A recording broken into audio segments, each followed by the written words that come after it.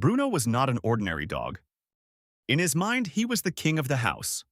The sofa was his throne, the living room was his kingdom, and his owner Jack was supposed to be his loyal servant.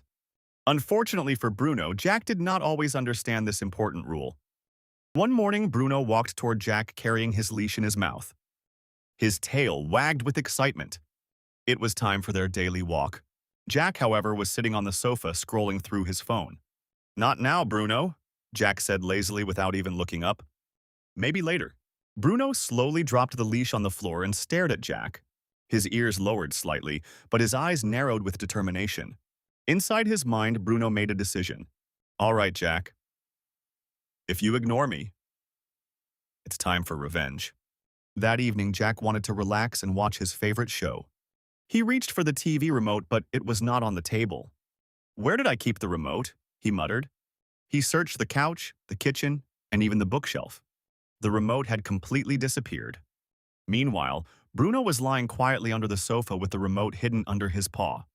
He watched Jack search around the room for nearly 15 minutes.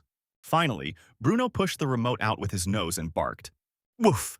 Oh, you found it! Good boy, Bruno." Bruno wagged his tail proudly. "Of course I found it," he thought. "I hid it." But Bruno's revenge had only just begun. That night, while Jack was sleeping, Bruno quietly began the next part of his plan.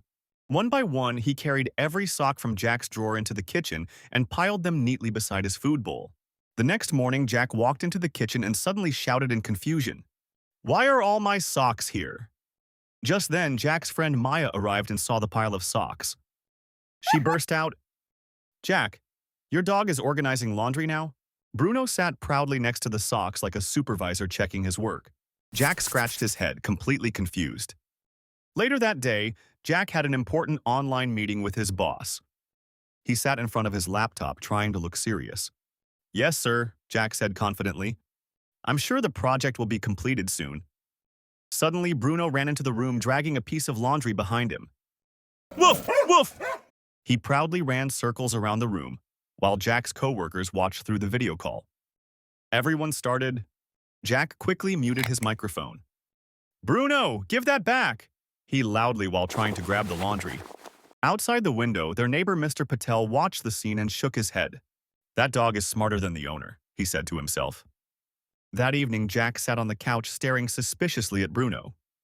"Okay, something is going on here," he said slowly.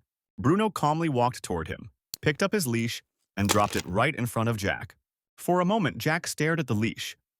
Then everything suddenly made sense. "Wait, you're doing all this because I didn't take you for a walk?" Bruno wagged his tail slowly. Jack rubbed Bruno's head. "All right, boss. Tomorrow we're going for the longest walk ever." The next morning, Jack finally kept his promise and took Bruno to the park. Bruno ran happily across the grass, chasing butterflies and sniffing everything he could find. Jack sat on a bench watching him with a smile. But just before they left the park, Bruno jumped straight into a huge muddy puddle and rolled around happily. A moment later, he ran back to Jack, completely covered in mud. Jack looked at his filthy dog and, "Bruno, was this part of your revenge too?" Bruno barked happily and wagged his tail, because Bruno knew something very important.